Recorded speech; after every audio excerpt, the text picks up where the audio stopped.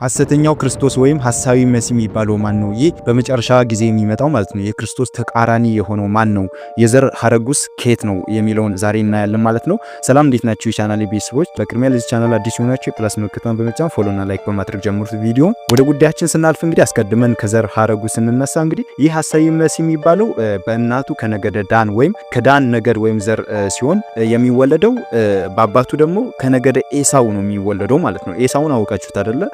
ያዕቆብ ብኩርናውን በምስር ወጥ የሸጠው ማለት ነው። ዘፍጥረት ምዕራፍ 25 ላይ አለ። ሙሉውን እዛ ላይ አንብቡት ማለት ነው። እናም ይህ ሐሳዊ መሲህ ከመነሳቱ አስቀድሞ ሐሳውያን ነቢያት የሚነሱ ሲሆን ስለ ሐሳዊው መሲህ ወይም ሐሰተኛው ክርስቶስ ትንቢትን እየተናገሩ ልክ ክርስቶስ ትንቢትን አስነግሮ እንደተወለደ ማለት ነው።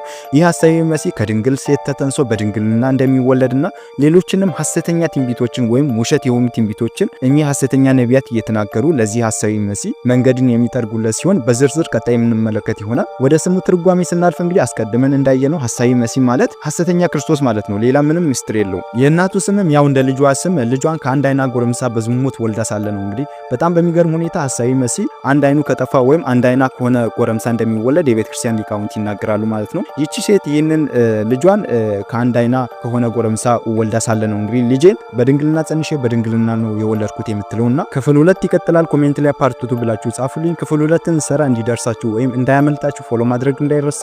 ሰናይ ጊዜ ይሁንላችሁ። አመሰግናለሁ።